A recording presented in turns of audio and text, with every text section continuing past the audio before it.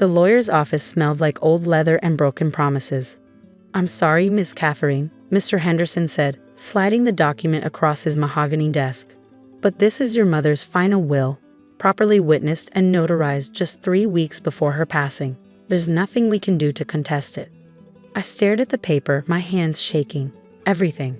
The house I grew up in, Mom's savings, her jewelry, her investments. All of it went to my sister, Veronica. All I got was a single sentence. "To my daughter, Catherine, I leave my blessings and best wishes for her future." Blessings and best wishes. After 34 years of being the daughter who stayed close, who visited every Sunday, who held Mom's hand through chemotherapy. "This doesn't make sense," I whispered. "Mom promised me the house. She said Emma could grow up there, that it would always be our family home." "I understand this is difficult," Mr. Henderson said with practiced sympathy. "But the will is clear and legally binding. Your mother was of sound mind when she made these changes. 3 weeks before she died?" I looked up at him. She could barely remember my name 3 weeks before she died. The cancer had spread to her brain. The witnesses confirmed she understood what she was signing. Who were the witnesses? He glanced at the document. Veronica Morrison and Marcus Chen. My stomach dropped. Veronica is my sister. She's the beneficiary. How is that legal? She witnessed her mother's signature, not her own inheritance. It's unusual, but not illegal. And Mr. Chen is a notary public who confirmed your mother's mental capacity at the time of signing. Marcus Chen is Veronica's boyfriend, I said flatly. Mr. Henderson's expression flickered, just for a moment, with something that might have been discomfort. "I see. That is concerning. But without proof of undue influence or mental incapacity, the will stands." I walked out of that office feeling like I'd been hollowed out. My daughter, Emma, was waiting in the car, her face pressed against the window. At 10 years old, she was perceptive enough to know something was very wrong. "Mommy?" she asked as I slid into the driver's seat. "What happened? Do we get to keep Grandma's house?" I couldn't speak. I just shook my head. Emma's face crumpled. But Grandma promised. She showed me the room that would be mine. She said we'd paint it purple together. "I know, baby." I managed starting the car. "I know." We drove in silence for a few minutes before Emma spoke again, her voice small and angry. "Aunt Veronica did this, didn't she?" "Emma." She was always there those last few weeks. Always sending me out of the room. Always talking to Grandma alone. Emma's hands were clenched into fists. "She's mean and she's a liar, and I hate her." "We don't hate family," I said automatically, though the words tasted like ash. "Grandma wouldn't have left you nothing," Emma insisted. "She loved you. She told me all the time how you were her blessing." She paused. "That's what the will said, right?" "Blessings?" I glanced at her sharply. "How did you know that?" "Because Grandma used to say it. Catherine is my blessing and Veronica is my lesson." Emma frowned. I asked her once what it meant, and she said some people teach you what to be, and some people teach you what not to be. My eyes filled with tears. That sounded exactly like something Mom would say. 2 weeks passed. Veronica had already put Mom's house on the market. To settle the estate quickly, she claimed. She cleaned out the jewelry, the furniture, everything. When I asked if I could have Mom's recipe box, something with no monetary value but filled with memories, Veronica said it had been accidentally thrown out during cleaning. I knew it wasn't an accident. Veronica had always been cruel in small, deliberate ways. Emma had been quiet since the lawyer's meeting, spending hours in her room. I assumed she was grieving, processing the loss of her grandmother and the injustice of what had happened. I didn't realize she was investigating. "Mom," Emma said one Saturday morning, walking into the kitchen with her tablet. "I need to show you something." "What is it, honey?" "Remember how Grandma got those cameras after someone tried to break in last year?" I nodded. Mom had installed a security system, discrete cameras in the living room, hallway, and her bedroom. After she got too sick to manage the technology, I'd assumed Veronica had disconnected them. "I don't think Aunt Veronica knew about the cloud storage," Emma said, her eyes bright with something between triumph and anger. "Grandma showed me once how to access it on her tablet. She said it was our secret, in case anything ever happened to her." My heart began to pound. "Emma, what did you find?" She turned the tablet toward me and pressed play. The footage was from Mom's bedroom, dated 3 weeks before her death. Mom was in bed, looking frail and confused. Veronica sat beside her, holding papers. Mom, you need to sign this. Veronica's voice was patient but firm. It's just an update to your will. Catherine agreed to it. On screen, Mom's face was clouded with confusion. Catherine agreed? Yes, Mom. She said she doesn't need the house. She has her own place. But I'm going through a divorce, remember? I need help getting back on my feet. Divorce? Mom looked bewildered. When did you get married? A few years ago, Mom. You were at the wedding. Veronica's voice had an edge now. Just sign here. Catherine wants you to. I should call Catherine. Mom, she's at work. She said to just sign it. She trusts me to handle it. The video showed Mom's shaking hand signing the document, guided by Veronica. Then Marcus appeared on camera, notarizing it without asking Mom a single question about whether she understood what she was signing. The video ended. There are more, Emma said quietly, scrolling through files. 5 more videos of Aunt Veronica convincing Grandma to sign things. In one of them, Grandma asks for you 3 times, and Aunt Veronica keeps saying you're too busy to visit. I was shaking. Emma, how did you? I remembered the password. Grandma made it my birthday. Emma's voice cracked. She wanted someone to find these, Mom. She knew something was wrong, even when she was confused. Why else would she keep the cameras running? I pulled my daughter into my arms and held her tight while she cried. Then I grabbed my phone. Mr. Henderson's expression changed dramatically as he watched the videos. This is undue influence, he said, his voice sharp and professional now.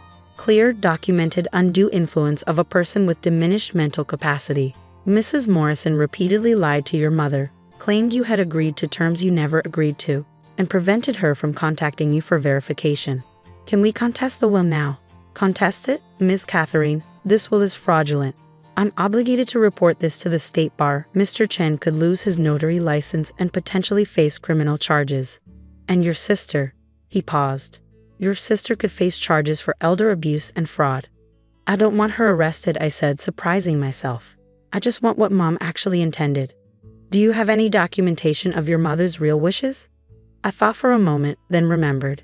Emails. Mom wasn't great with technology, but she learned to email. We have years of correspondence where she talks about me inheriting the house, about Emma growing up there. Get me everything you have, Mr. Henderson said. With this video evidence and supporting documentation, we can have the fraudulent will thrown out and revert to the previous will, the one your mother created 5 years ago, before the illness. What was in that will? He pulled up a file on his computer. An equal split between you and Veronica, with a house specifically designated for you and a cash equivalent going to her. That was the will your mother maintained for 15 years, until 3 weeks before her death. The legal process moved quickly once we had the evidence. Mr. Henderson contacted Veronica's lawyer, who watched the videos and immediately advised her to settle. Veronica called me 2 days later, her voice venomous. You had no right to spy on Mom. Emma found security footage. I interrupted. Footage of you lying to a dying woman with dementia, telling her I agreed to be disinherited when you know I never said any such thing. Silence. You manipulated her. I continued, my voice steady despite my shaking hands. You isolated her from me. You lied to her repeatedly, and you did it all for money. I needed that money. Veronica's voice cracked. Do you know how much debt I'm in? I have nothing, Catherine. You have a good job, a nice apartment, and you have a conscience you've been ignoring. Mom trusted you. I trusted you. What do you want? She asked bitterly. To see me arrested? I want you to agree to enforce Mom's real will, the one from 5 years ago, before you started manipulating her. Equal split, with me getting the house. And if I don't? Then Mr. Henderson submits the video evidence to the district attorney and you face criminal charges for elder abuse and fraud. Marcus loses his notary license at minimum. At worst, you both go to jail. Another long silence. I'll agree to the settlement, she finally said. But don't expect me to apologize. I don't, I said. I expect you to stay away from me and my daughter, permanently. I hung up. 3 months later, Emma and I moved into Mom's house. We painted the bedroom purple, just like Grandma had promised.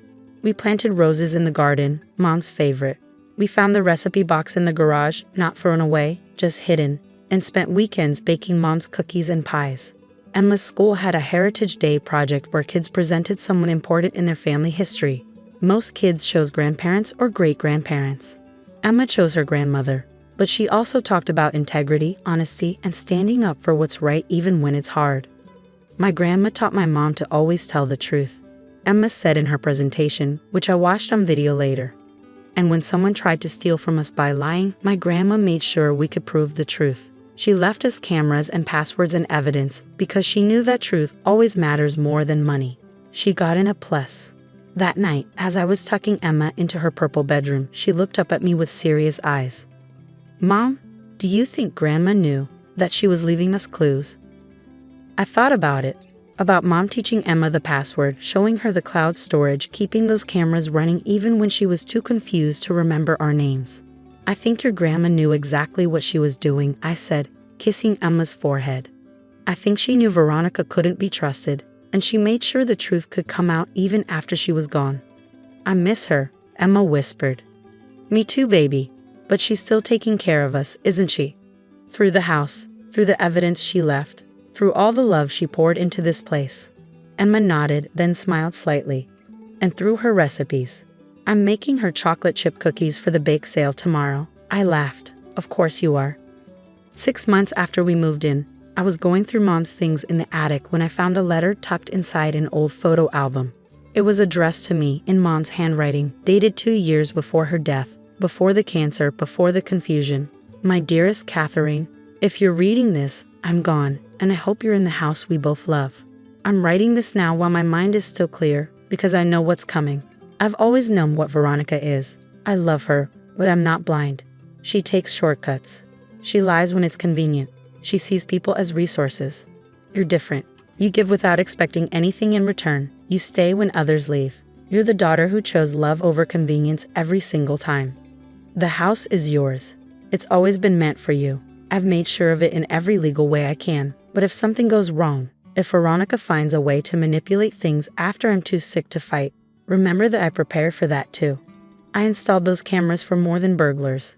I set up the cloud storage with Emma's birthday as the password for a reason. That girl is smart and good, just like her mother. If you need proof of truth, she'll find it. Truth always wins, Catherine. It might take time, but it wins. The house is yours because you earned it through years of love, not because of blood or obligation. You earned it with Sunday dinners and chemotherapy appointments and late-night phone calls when I was scared. Veronica will try to take it. She takes everything she can, but I've made sure the truth is there, waiting to be found. Live in this house. Fill it with love. Teach Emma to bake my recipes. Plant roses. Be happy. That's your real inheritance, not the building or the money, but the knowledge that you are exactly the daughter I always hoped you'd be.